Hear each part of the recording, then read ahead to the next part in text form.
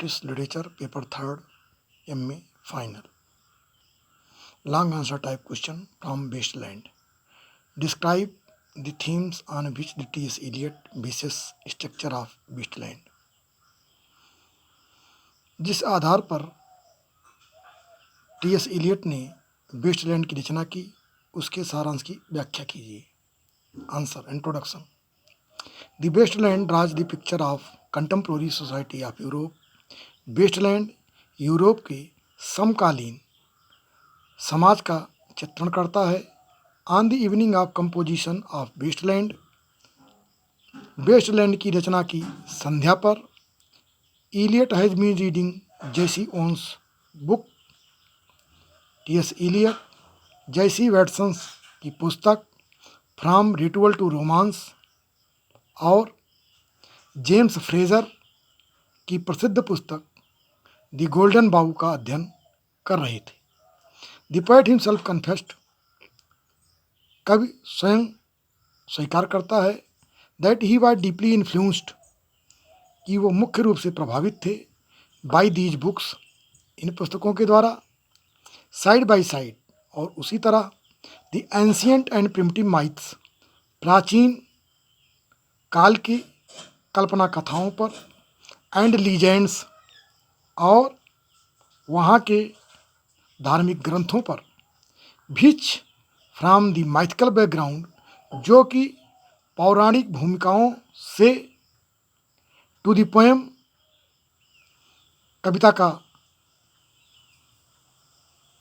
भूमिका ली गई है. फ्रॉम व्हेयर, जहाँ से, डिराइव्ड दीज वर्ड्स, इन कार्यों को लिया गया है.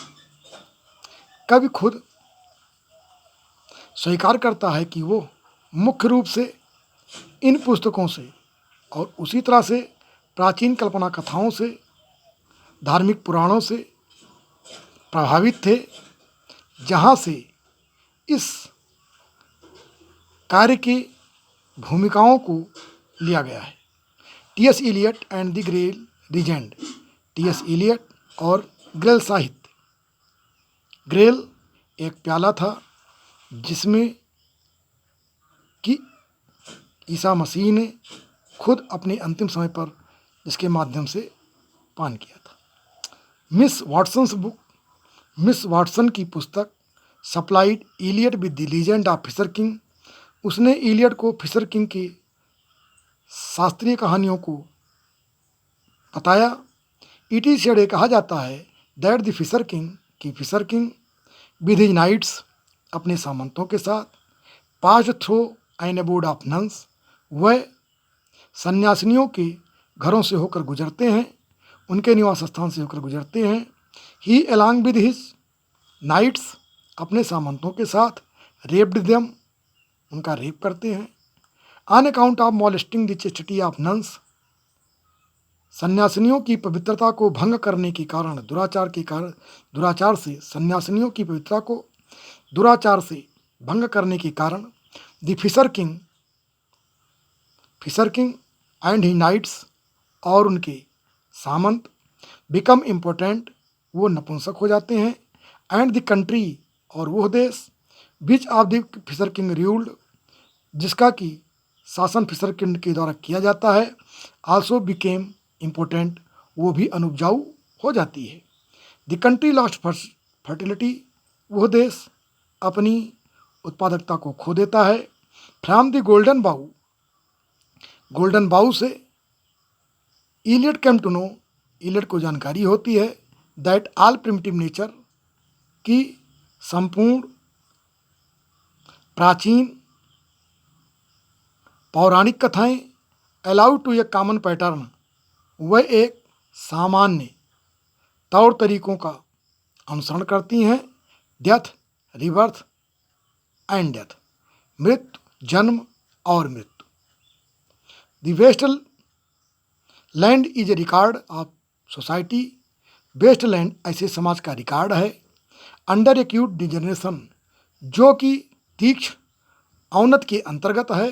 व्हेयर मॉरल्स एंड स्पिरिचुअलिज्म, जहाँ से नैतिकताएं और अध्यात्म हैव डिसअपियर्ड, समाप्त हो चुका है. The society is suffering from civilian pain, वो समाज भविष्य के कष्टों से होकर गुजर रहा है। It can not get relief, यह मुक्ति नहीं पा सकता। Unless it surrenders itself under the rock, जब तक कि यह खुद को रेड रॉक अर्थात चर्च के को समर्पित नहीं कर देता। एंड अंडरगोज स्टेट सफरिंग, और कठिन से कठिन परेशानियों को नहीं भुगत लेता।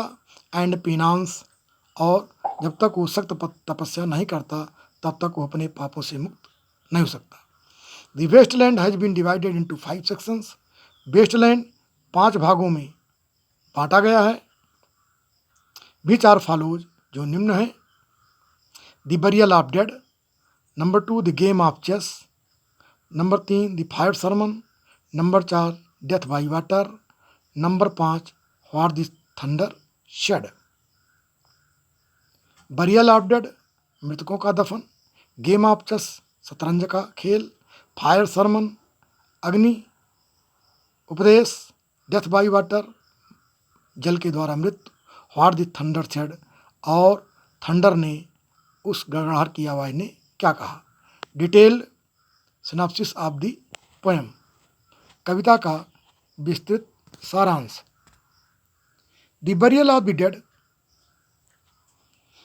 इन the first section of the poem, कविता के प्रथम भाग में, विच इज इंटाइटल्ड, जिसका शीर्षक है the burial of the dead, मृतकों का दफन। The poet describe the situation, कब उस स्थिति की व्याख्या करता है। He describes the burial service in the Waste Land, वो वेस्टलैंड में दफनाने की दशाओं का वर्णन करता है।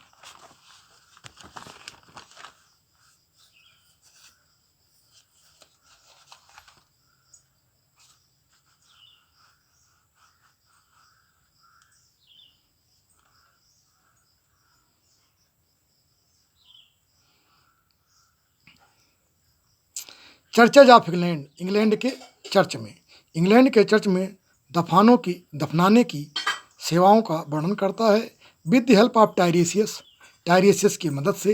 Who is the protagonist of main speaker of the modern poem, जो आधुनिक कविता का मुख्य वक्ता या नायक है। T S. Eliot considers, T S. Eliot विचार करते हैं। द कंटेम्प्रोरी सोसाइटी, समकालीन समाज को एज ए वेस्टलैंड, वेस्टलैंड के रूप में। The poet counts the people, कवि गणना करता है लोगों की। एज स्पिरिचुअली डेड, जैसे कि आध्यात्मिक रूप से मर चुके हैं। एंड मटेरियलिस्ट, और वे भौतिकवादी बन चुके हैं। टायरेसियस इज ए ब्लाइंड, टायरेसियस अंधा हो चुका है। On account of the course of the gods, on account of the curse of the god, देवताओं के अभिशाप के कारण। बट लेकिन, he has got a spiritual vision, उसको आध्यात्मिक दृष्टि प्राप्त हो गई है। टू सी एवरीथिंग, जिससे कि वो सब चीज़ों को देखता है। ही इज बाईलैंग्वेज, वो द्विभाषी अर्थात द्विलिंगी हो चुका है। Who has experiences of both man and women, जिसने नर और नारी, पुरुष और औरत दोनों के अनुभवों को प्राप्त किया है। He had once lived life of women, एक बार उसने नारी का जीवन जिया। आफ्टर मेनी ईयर्स, बहुत साल बाद। He was transform to a man, उसका परिवर्तन मनुष्य के रूप में, पुरुष के रूप में हुआ। टायरेसियस लुक्स द वर्ल्ड, टायरेसियस पूरे विश्व को देखता है। He was in public park of Munich, वो एक बार म्यूनिक के पब्लिक पार्क में था। वेयर ही सा ए जर्मन गर्ल मैरी, जहाँ पर वो एक जर्मन की लड़की मैरी को देखता है। Who started her sex experience from her early childhood, जिसने सेक्स की क्रियाकलाप को अपनी बाल्यावस्था में शुरू किया था विद हर कजिन, अपने चचेरे भाई के साथ। He then refers to hyacinth girl, तब वो हाइसिंथ गर्ल का उदाहरण देता है। Who was in love with a certain young man, जो एक निश्चित युवा पुरुष के प्रेम में थी। Who gave that name to her, जिसने उसको हाइसिंथ गर्ल नाम भी दिया। He gives example of two girls, two guilty girls, वो दो अपराधी बालिकाओं का उदाहरण देता है। हु हैड सेक्स एक्सपीरियंस, जो कि लैंगिक अनुभव रखती थी। विद पर्सन्स, उन व्यक्तियों के साथ। अदर देन देयर हस्बैंड, जो उनके पति से अलग थे। उनके पद के अलावा वो दोनों व्यक्तियों के शख्स के अनुभवों को उदाहरण के रूप में प्रस्तुत करते हैं। The second chapter entitled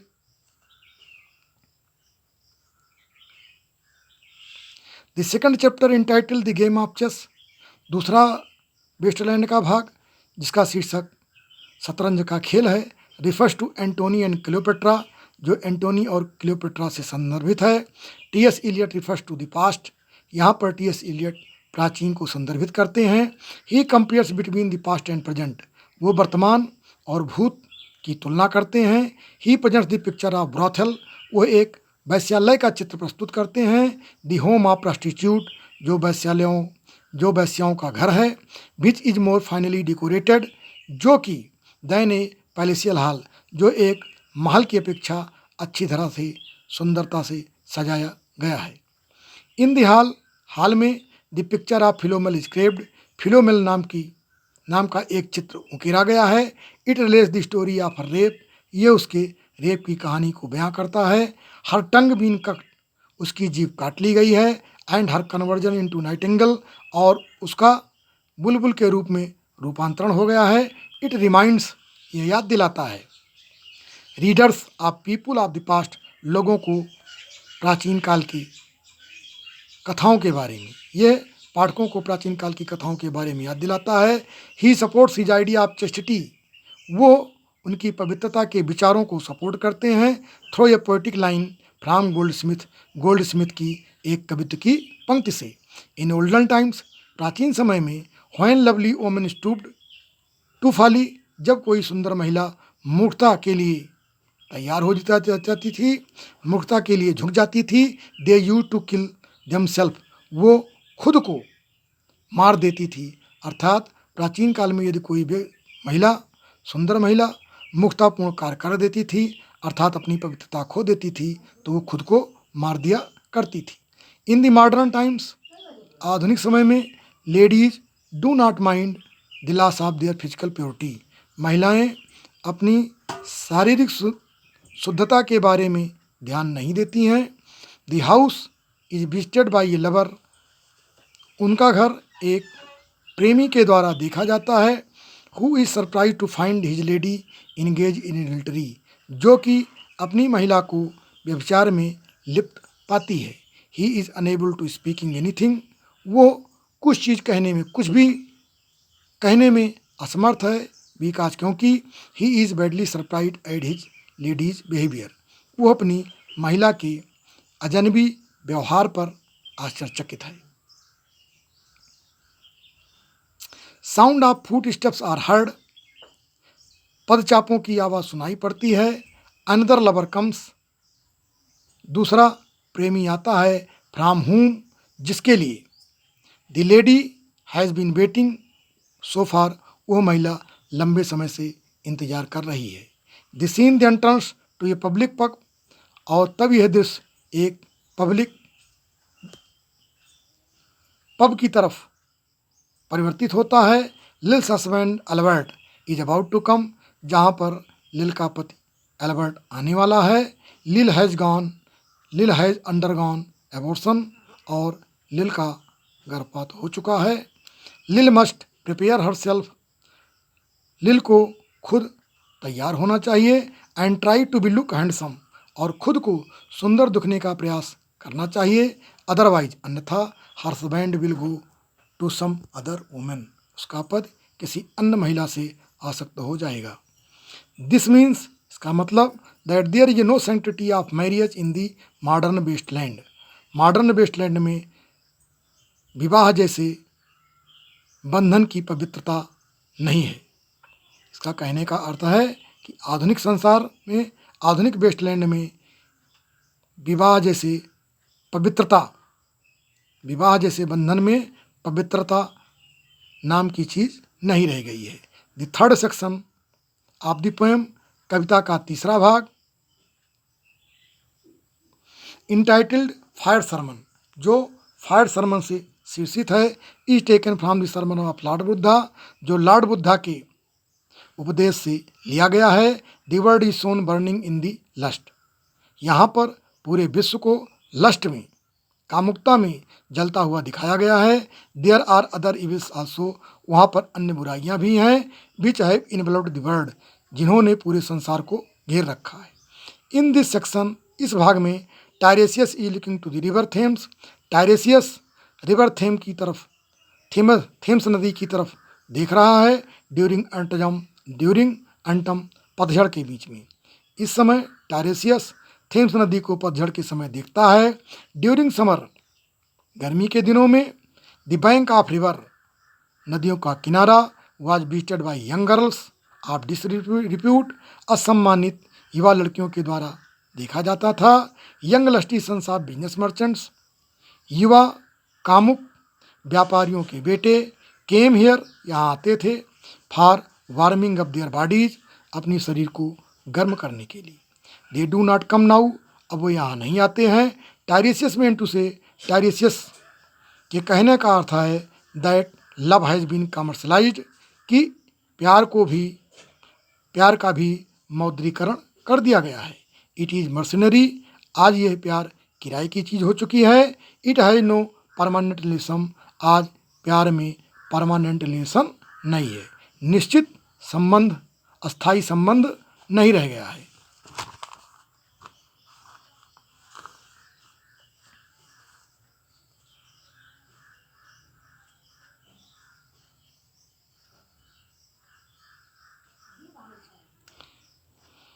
Iliad then further refers to the Smyrna, Eliot आगे सिमरना का संदर्भ प्रदान करते हैं। मर्चेंट टू शो, सिमरना नाम के व्यापारी का ये दिखाने के लिए that life has been commercialized, कि जिंदगी को भी कमर्शलाइज कर दिया गया है, जिंदगी का भी मौद्रीकरण कर दिया गया है।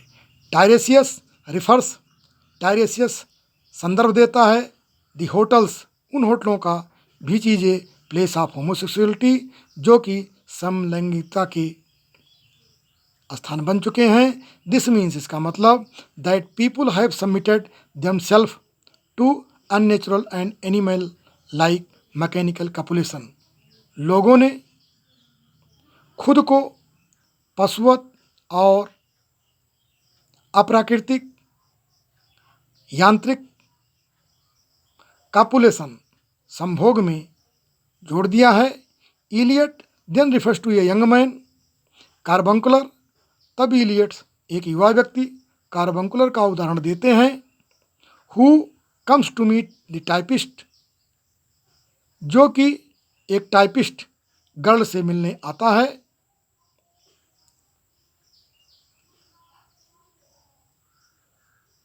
Her body is like a taxi, उसकी शरीर, उस टाइपिस्ट गर्ल की शरीर एक टैक्सी की तरह है।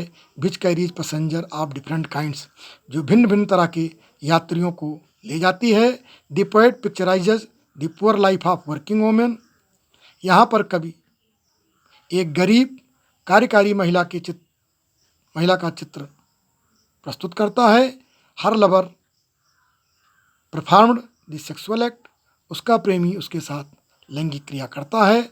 आफ्टर ही गोज, उसके जाने के बाद, the lady go to the mirror, the lady goes to the mirror, महिला दर्पण के सामने जाती है।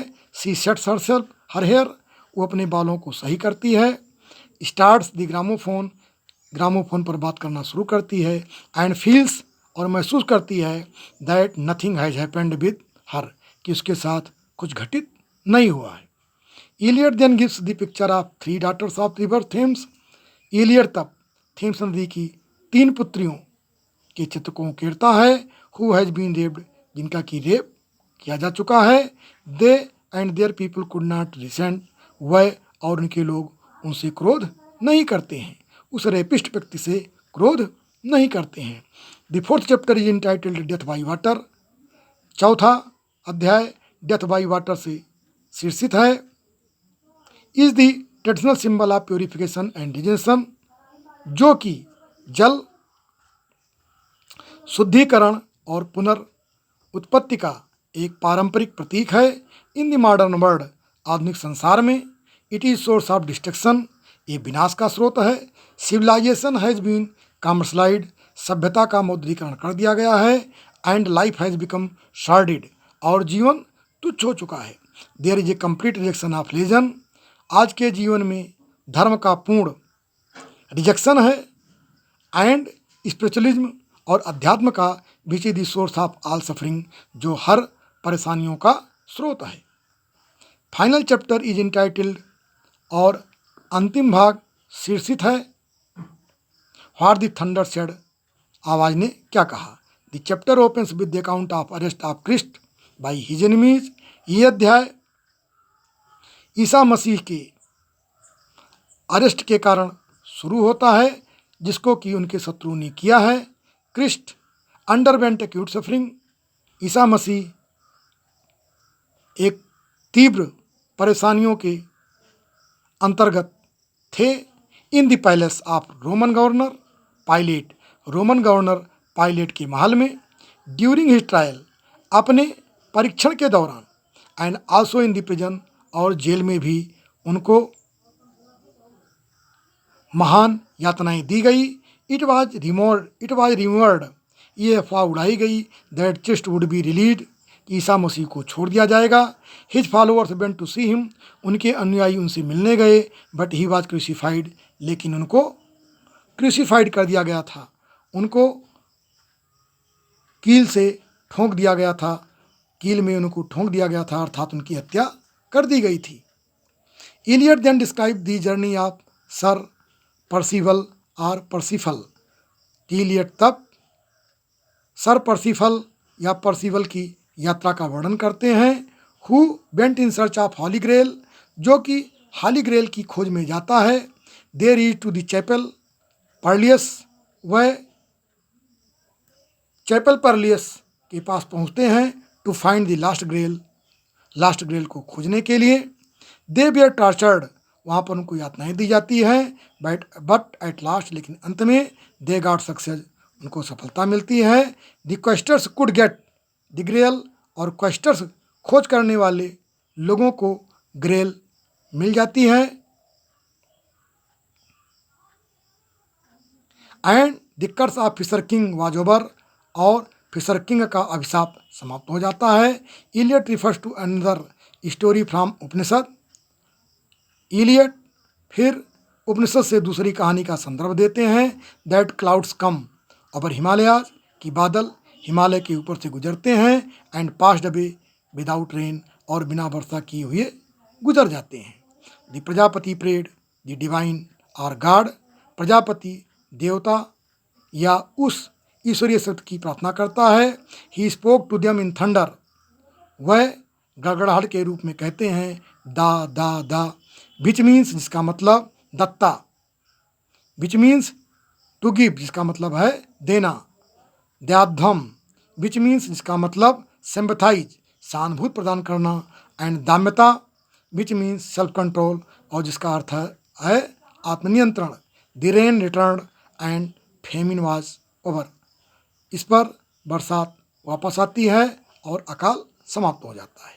In the concluding part of the poem, कविता के अंतिम भाग में, the poet refers to Kyd Spanish tragedy, कवि थॉमस किड की स्पेनिश ट्रेजेडी का संदर्भ देता है।